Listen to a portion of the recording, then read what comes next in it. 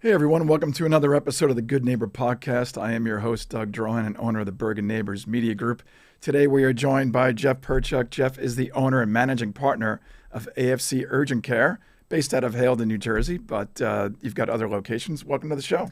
Doug, thank you so much for having me. It's an honor. I'm happy to be here and can't wait to get to talking. Yeah, so we were talking before we came on air about your background, and we're going to get into a little bit of that, but you're born and bred, actually Brooklyn guy. Yes, I am. Moved here to Jersey about 20-something years ago, right? Yep. I'm a first generation, born in Brooklyn. Both of my parents immigrated from Russia during the Cold War in the 80s. Lucky enough that they put in a lot of work to, get through that, come here, make themselves a life. My father is by trade a pharmacist. My mother by trade works in the optical industry. And even though they were divorced at a very young age, I learned a lot from them. I have a great relationship with them both. Have great step-parents and extended family as well. Have really made a big difference on me. I think growing up and being, culturally different than everybody else makes you kind of realize that A, you stand out, but B, you stand out for a reason, and it's up to you to figure that out and how to use that to your best advantage. Yeah, I've talked to a lot of first-generation immigrants, and they feel a tremendous responsibility. Yeah. The sacrifices their parents made to come Right. over here, whatever country it was, especially if it's from a Eastern Bloc country, right? Yeah. So they came over before the wall fell? Yeah, I believe so. Yeah, my mom came over when she was 16. My dad 17. They came over both from what was back then Soviet Union. Right. My mom technically is from Russia, St. Petersburg. My dad, if it was today, would be Ukraine. Okay. But back there it was just a big Right, old right. blob of land that ended up being 10 or so different countries as we know them now. And we called everybody Russian. Exactly. Yeah. Exactly. You're not going to call somebody Czechoslovakian back Right, then. right. So, but it's just funny, they both immigrated. Their immigration story is actually incredible because back in those days, you can't just get on a plane and be like, you know what? I'm going to be American today Right. and take a flight from St. Petersburg to, JFK. Sure. No, you have to go through a different country, do your immigration status, and then come. So my dad's family actually went through Argentina. My mom's family went through Israel. Wow. And then they both ended up enrolling in the same high school. And that's where they met. And that's where they met Wow. in good old Brooklyn, Brighton Beach, Shipshead Bay area. Wow. Isn't that funny? That's great. And here I am. First language was Russian. Didn't learn how to speak English until I had to go off to kindergarten. Still speak it fluently today. Something that's definitely helped me in my professional career, Right. especially as I got into college and then my master's and then outside sales. Being bilingual is such a benefit in today's day and age. Yeah, I'm always impressed by anybody who's bilingual. I mean, I've taken different classes, and my son's getting into Spanish right now, but it's so impressive. Yeah, it's So crazy. so let's jump ahead then. So you said your dad was he was a pharmacist. Yeah, or in yeah. pharmaceuticals? My dad's running joke is he's still a pharmacist, but hasn't probably filled a bottle of Advil in over 30 years. But he keeps his CE credits going for camaraderie, I honestly think. All right. But the story goes, my dad was a pharmacist, ended up working as a pharmacist, different CVSs, et cetera, and then ended up one day forming his own small chain, independent pharmacy chain called Thriftway Pharmacy in Brooklyn. Expanded that over with a business partner amongst many years to, I believe, like 15, 16, 17 different independent pharmacies in Brooklyn. Wow. If you really want to take a big fast forward, you fast forward all the way to Hurricane Sandy that wiped out probably more than half of them. And thus starts an interesting business journey that gets me infused. At that time, I was a sophomore in college. Okay. And instead of going back into the pharmacies, or rather rebuilding it or trying it, he took those funds, thank you for insurance, and went and started to become a franchisor. Started off with Planet Fitness, Oh, wow. which was a very lucrative project, and into other stuff, et cetera, shared office spaces, different ventures, fintech, whatever it may be. And then it led us to a very interesting find, and that would be AFC Urgent Care, which, believe it or not, is the only franchise for urgent cares in America, and is also the largest franchise, the only one that could say that they have location coast to coast, one in California, one in Florida, over 400 locations nationwide. And I am lucky enough that I manage and co-own two of them. One here in the beautiful state of New Jersey, in Haledon, as you just said, and another one in an area of North Carolina called Wilmington. Okay. Very random why I have one in North Carolina, one in Jersey, but I'll explain it to you as I explain it to everybody else. urgent care is, even though you might not think about it, it is seasonal. Right. If you have a cold in July, you as a human, your instincts are to tell you, you know what? Might be allergies. It's too nice outside. I'm not going to an urgent care. Forget that. I'm going to go to the beach. Yeah. The sun will be my medicine. Yeah. You feel the same exact way waking up today, right, which is our first snowy day here in New Jersey. Right. It's about a nice balmy 35 outside. You feel like that today, you're putting on a scarf, you're putting on a beanie, yeah, you're making an appointment at the urgent care. You could have the same sickness, but mentally, as a human, your makeup is, in the summer, no way, I can't get the flu in the summer. Okay. No way. So in Wilmington, which is people go there during the warmer months. Not that it's not warm right now, there it is. But during the summer, it's a big vacation spot. A lot of families. There's a lot of, it's a big beach town as well. Right. So that area grows in population during the summer. While here, really, it shrinks not only our population base, because a lot of them go down the shore in their free time, et cetera, vacation, kids are out of school, but also what I just spoke to, the mental aspect of, you know what, I don't feel so good. Right. But the sun will cure that. Yeah. So when you're on vacation, exactly, you don't want to ruin your vacation. So while it's busy here, it's slowed down in Wilmington right now, as it's the reverse. Right now, it's just the people who live in Wilmington. Who's going to the beach in mid-November? Right. While here in the summer, when it's a little less slow, over there it's busy. So what happens is I keep my cash flow going all year long. Yeah. And that was kind of the mindset. You don't want to have those lapses, especially this being a business that you're, from day one, already behind the 8 ball as a business owner. You know, I have nurses, I have MAs, front desks, providers, medical directors. Right. Those employees of mine, and rightfully so, they get paid every 2 weeks. Sure. Just like anybody else. Right. But me as a business owner, do you think that insurance reimburses me every 2 weeks? Yeah. I would build a lot more urgent cares if they did. Yeah. That's not the case. So urgent care is one of those few businesses where your outlay of cash has to be really good, really well thought out. You have to have a really thorough business plan to be able to get through that first couple of, it's not even months, years, to be honest with you, where you could catch yourself up through reimbursements, through the different insurances that we have, through other ways of making money, whether it's employer-paid services, EPSs, you know. A lot of our business also is with CDL, with truck drivers, DOT. They have to pass physicals and redo that certification, which has a medical component to it. Sports physicals for schools. And our biggest category, which people never think of with urgent care, is immigration physicals. And if you don't know what an immigration is, I don't know what that is. Yeah, simple. So right now we're going through I'm going to say a crazier time than I've ever thought we ever would. I'm 32 years old. I'll be 33 in a little over a month. And growing up, I never remember politics being this so in your face. Right. And politics aside, it's very much in your face. You can't deny it. Yeah. So immigration physicals are what a person who's looking to become an American citizen needs to get done based off of what the government says from a health aspect. Or they don't get them done at Ellis Island anymore? No. They're filled up. That wait list is longer than some restaurants in New York City. Yeah. So it's crazy though, because of this. I don't know what else to use the word other than fear. The people are running to get, citizenship the right way. Yeah. And a big component of that is they don't care if you pass your citizenship test with flying colors. If you don't have medical records up to date, if you can't show that you were vaccinated for XYZ from your home country, you got to redo it here. And we do a lot of that, especially being where we are in Haledon, which is in between towns of Patterson, Prospect Park, North Haledon, et cetera, et cetera. And that's a big aspect of our business, and we're super thankful for it. And it's a great service that we're doing to that community. Yeah. But, okay, so that's the community you're serving, where you see that growth in that. But I, as a layperson, I've seen urgent cares pop up everywhere. Everywhere. Almost every town has an urgent care. Some too. So, yeah. So why is that? Why has there been this explosion of urgent cares versus I'm just going to call my primary and go see them? Great question, and there's honestly two answers. Let's start with the more common answer, the corporatization of medicine. And that starts at the hospital level. Most hospitals aren't owned by a Doug or a Jeff. Right. They're owned by big corporate organizations, sometimes even big money guys. And the thing is, what happens when you get an organization to own something, especially one that's in, capital investment, stuff like that, capital funding, it's really just about the turnover of money. Yeah. The patients lose their names, they become numbers. The doctors lose their names, they become numbers.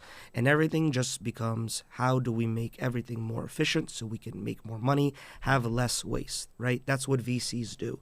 They buy something and they have a 5-year window on how to make the top level sales go through the roof so they could flip it for a 7x return in 3 to 5 years, right? Yeah. And that's slowly what's happening in hospitals. These hospital systems are making so much money already. Right. But there's also a lot of things that fall in the cracks. So these venture capitalist groups, they come in and they tighten things up. The problem is when you tighten things up, especially in the medical industry, the person who kind of loses the most is that patient. Yeah.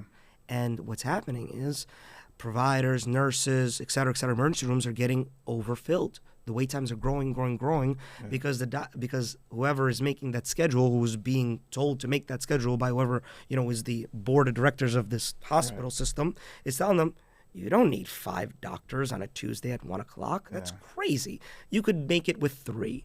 And then the 3 doctors, they feel overwhelmed. Yeah. So they rely more on the nurses. Yeah. So then they try to hire more nurses. And then the next thing I have to say, Yeah. So sorry to interrupt, but let me put you on the spot, though, because then urgent cares are exploding and there's franchises. Yeah. And they're becoming more corporate.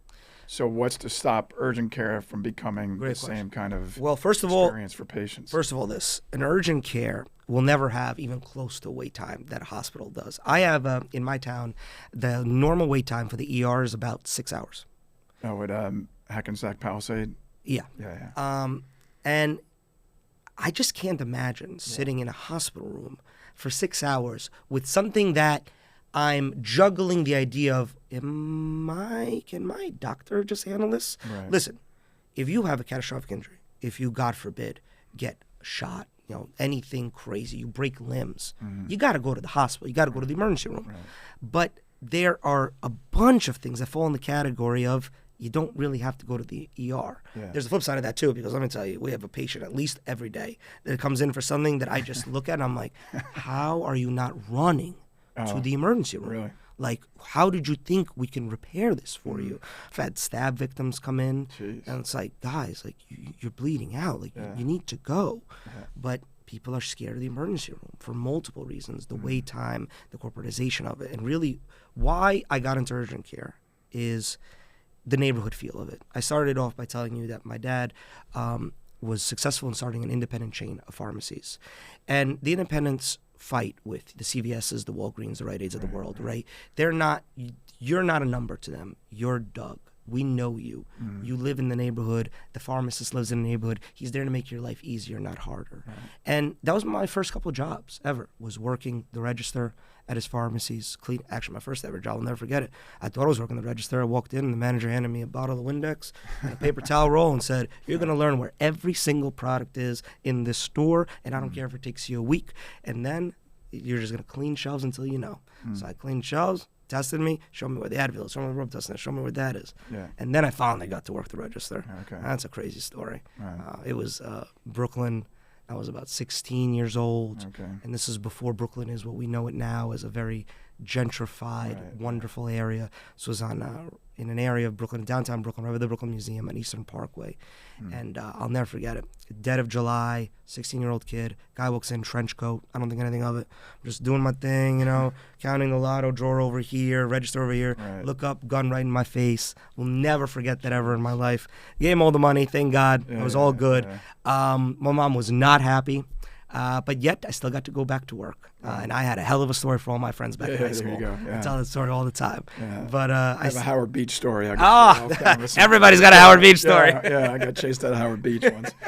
My grandmother lived in Ozone Park, and long story. Got it. So what is it? I have a lot of mostly business owners, entrepreneurs on the show, and I always like to ask, before you got into this, you were working as an employee. Yes. A couple of jobs. Right. So what has it been like? Obviously, you had your dad as your role model. Yes. But what has it been like being a business owner? And you said, early on, one of the challenges that you have employees and they get paid no matter what. The biggest. So what have you found? And if anybody listening, wanted some advice, I'm thinking of going off on my own and starting my own, baking company. Right. Like, what advice, through your journey, could you give, and what's it been like for your experience? It doesn't matter if you're going to open up an urgent care, a bake shop, or even just trying to lose 10, 15 pounds. It doesn't matter what you're trying to do. Everything starts with a plan, but you have to make it so small that you're motivated to do the tiny things. And when the tiny things start to accumulate, all of a sudden you realize, oh my God, I just made a big step. And once you get that energy of knowing that you checked something off pretty large in the first couple of moments of that journey, you should, if you really want to do this is something you believe in, nothing's going to stop you then. The hardest part is starting. You got to have a plan. You can't just go into something and be like, I'm going to figure it out. Right. Write things down. I'm consider myself a young man, 32. I am old school in the type of way that I am a big writer. I love writing things down. I got a notebook that I go with everywhere. I write all my plans down for the day. And when it comes to business plans, I do that too. I get a thrill out of crossing something out that I finished. It just makes me feel like I've accomplished something. Exactly. For business ownership, it's truly, there is no end. Even when you open, even when you make your first dollar profit, that doesn't stop there. And that's the thrill of being an entrepreneur. You want to keep going. You feel it in your heart. Right. So there's no end. The first thing you have to learn about when you open up a business is there's no end. You don't get to, until you sell your exit strategies, you're in, right? Right. So I would say the number one advice that I've ever been given, used and would give is make a list. Start small, very small. I mean, microscopically small. And start building from one task a day to 2 to 3 to 4. Before all of a sudden you look at your task, you realize, oh my God, I just finished 10% of my big journey, my big business plan. Before you know it, you'll be there. And if you believe in it and you believe in yourself and it's not a chore, you're going to get it done. You're going to be successful. Right. The number one thing is baby steps. Always do something each day that makes the day successful. Doesn't matter how small it is to an outsider, as long as it's meaningful to you. Yeah. One more step towards the end result, not backwards. And I think what I've seen with a lot of people that go off on their own, they love the idea of being their own boss. But I always quote Spider-Man when I say, with great power comes great responsibility. Yes. You want to have that, yes, I own my own whatever. Exactly. But you eat what you kill. Nobody's giving you a paycheck. Nobody's paying you when you go on vacation. And if you don't do the right things to get you to that spot, you're never going to be successful. I couldn't agree with you more, Doug. The most precious thing in life is time. It's something that money can't buy, and the poor have just as much as the rich. And what being a business owner affords you, more than anything, is time. Once you can get your business established, you don't have to be there every single day to do the little things. The microcosms of the business should be starting to be self-sufficient if you hire the right people, which is also probably the most important thing in business. If that business is your child, you better hire the top level people, your managers, to look at that business as their child. Well, there's 3 P's in business, right? Process, people, and product. Or people, product, and process, whatever. In fact, on my way over here, I listened to POTUS, Michael Smerconish, who I love, but there was an ad for Marcos Lemonis. He has a show. He's kind of like a Shark Tank guy. He buys businesses. And that's what he always says when he looks at a company that he's going to buy. It's people, process, and product. I want to touch on the dynamic of being in a business with a family member, because that's always interesting, right? It is interesting. And especially different generations, right? It's your dad. So what is that like? Are there cases during the day or a week or a year you guys don't see eye to eye? Like, how do you manage that? And did you guys decide, like, I'm going to handle this part of the business, you're going to handle this part, or do you both handle everything equally? I'll tell you this. My dad is, without a doubt, one of the best business mentors, guidance guys I've ever met in my life. And not only to me, to many others, he is like that. I'm just lucky enough that I get to call him dad on the side. But he is so, still to this day, so incredibly business, fiscally, and just motivated. He's just a motivated man. He doesn't stop. Man travels nonstop. He's got his hands in more pots than I think he even knows about. But I honestly am just honored to be able to try to follow in his footsteps, and honored to get the access to him that I do. I consider him extremely successful. I consider him a wealth of knowledge as well.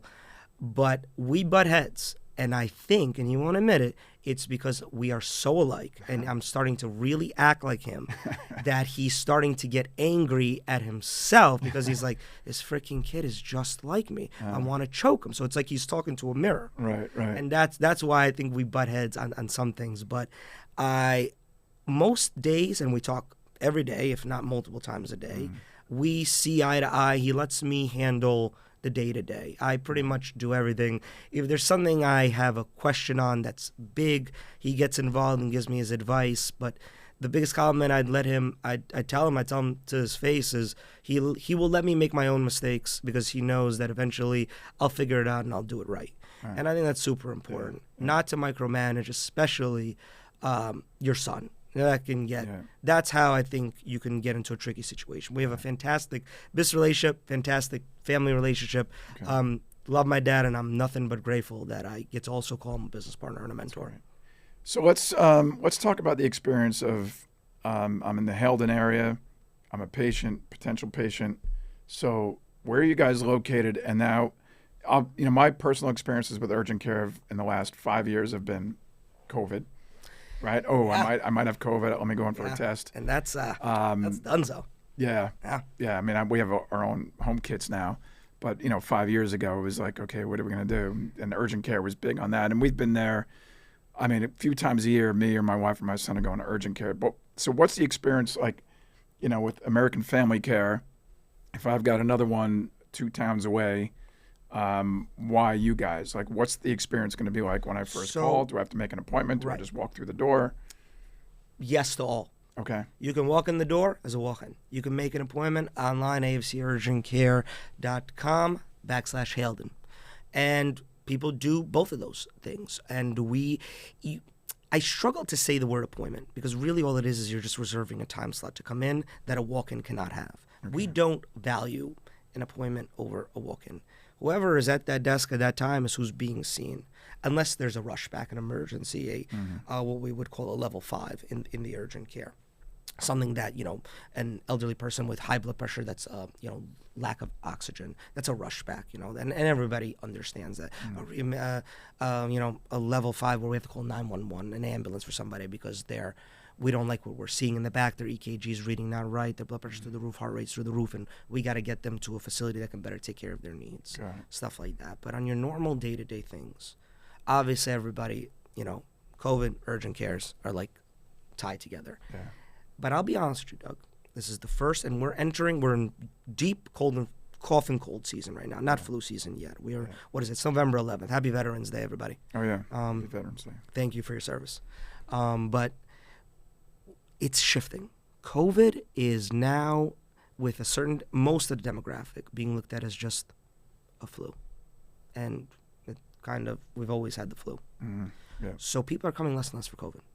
People are now coming for something that's very popular this time of the year as kids go back to school, is hand, foot, mouth, which is when young kids, especially kindergartners, first graders, first get introduced to other families' kids. They put everything in their mouths. That comes home. That's a really painful illness for an adult. So for a child, it's kind of like a cough. Or a flu, if you will. But for an adult, it's a little more severe. It's rough. And then there's RSV, which is, once again, something that in children is kind of like a flu. In adults, as somebody who got it last year, I had to sleep on the couch for 3 weeks because I couldn't lay down to sleep. Oh, wow. Every time I laid down, I was coughing uncontrollably. I had to sleep at a 90-degree angle. So yeah, my back hurt for a few days, and that was the worst sickness I've ever had in my life. You mix that with 102-degree fever, and you don't even want to open your eyes for 2 days. That one was rough. That and your normal stuff, your cough and colds, elderly folks who are maybe need a refill of some certain medication. We can do that in urgent care. We can't refill your medication for 3 months, but we can do one refill. There's a lot of things that people don't realize that urgent care can do. Other than major injuries, we can do injuries. We have a procedure room that emulates a hospital procedure room. Matter of fact, our nurses station, our back area of the urgent care where our exam rooms are, where our provider sits and our nurses sit, it emulates what an ER looks like. We do that on purpose so that people feel less like looks like a provider's office, Right. from like the early 2000s or 90s, kind of sterile. It looks like a modern ER, and it makes people feel like, oh, this is a serious place, Right. while having employees and the vibe of a neighborhood doctor. And that's what I strive for at my personal urgent cares. I hire my employees from the town. I want my employees to know who their patients are, because 60% of our patients are return patients. They look at us like they're primary care. And I use air quotes because we don't do primary care and urgent care. You can't make an appointment with me every 4 months to check your blood pressure, your hemoglobin levels, and prescribe medication. No. But if you don't have a primary care, I'm 32 years old, I do not have a primary care doctor. I don't. I go to the doctor if I feel like death. And even then I think about it twice. And then I get my annual physical just like any other guy in his 30s, and I listen to what the doctor says, and I try to tell myself that I'll do that, and 3 days later I forget, and I just go, there's always next year. Right. So, but in all seriousness, a lot of people do use us as a form of general practitioner, because they either A, can't get to their doctor, B, don't have insurance, or C, don't know where to even start. Right? There's no doctor in their town. They don't have a car. Convenience is probably the biggest factor in urgent cares. You asked me a question before. Why are there all these urgent cares popping up, right? You're familiar with Route 17, obviously. Yeah. You know how many times I passed Route 17? And I think in Ramsey they were going to build one. There's going to be an urgent care on this side of Route 17 north and this side of Route 17 south. Literally across the same exact spot on the highway from each other. And in my head, I'm passing that. My family used to live in Ramsey. I was passing that so many times. In my head, I'm like, who thought this was a good idea? And then I started thinking about it. You know what? If I don't feel good, if I feel really cruddy that day, I'm not going to want to make the U-turn. Oh, yeah, no. New Jersey U-turns are terrible. No, 17. Exactly. I'm going to go to this one, even though I went to that one already 3 times. Sorry, I'm on this side of the road. It kind of made sense to me. I could even go deeper and tell you that further down Route 17, there's something that I never saw while opening up my urgent care, is a female-only urgent care. Oh, yes. Okay. Kind of curating more to pre-pregnancy things, post-pregnancy things, stuff that really just has to do with women. And I understand that, because when a woman comes in, and we do, by the way, have an OBGYN exam room specialized for women for any of those things. When a woman comes in, that's a very sensitive situation, depending on what their chief complaint is. And I would understand if they want to be in a familiar territory in terms of a practice that just focuses on them, and that's what they do best. We are a jack of all trades at our urgent care. I have wonderful PAs that work under my medical director, all of them from emergency rooms, who wanted a different pace of life, who didn't want to work graveyard shifts and be slammed by the structure that is the hospital system of today, and they want to go into a more structured situation, a situation where they're not going to stay till 1 a.m. because there was an emergency. It's never going to happen in urgent care. Especially providers that are young moms want to spend more time with their family, or young dads, et cetera, et cetera. I also, with hiring all my others, my mid-levels, my medical assistants, my front desks, I really look at the community. I want the community to feel safe.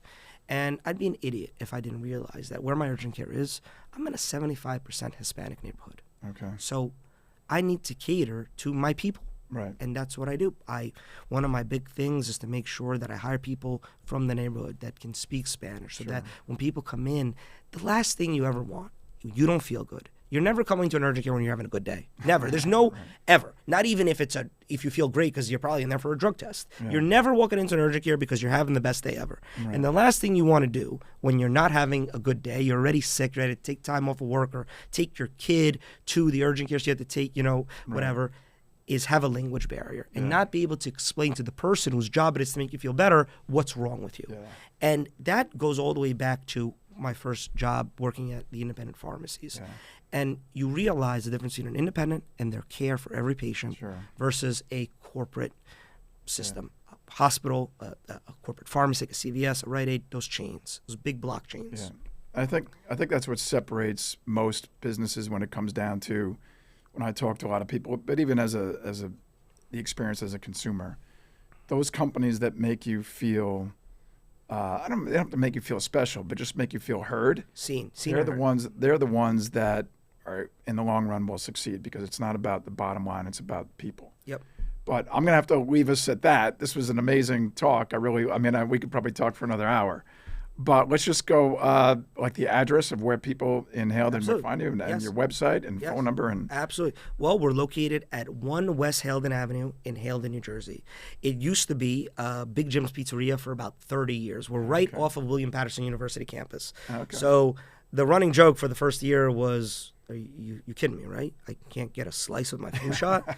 No, you can't. That 400-pound oven had to go, and boy, was that a whole situation. But we're located right there in Haledon, New Jersey, a wonderful little tiny town nestled between a big town of Patterson and a big town of Wayne.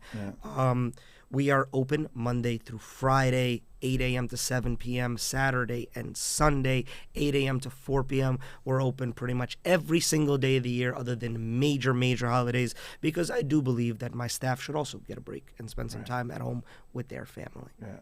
This is great, Jeff. I really appreciate you being on the show. Pleasure. And we will see you guys again next time. Thank you very much. Thank you. Thank you for having me. All right, It was a thanks. pleasure. Yeah, it was great. Thanks.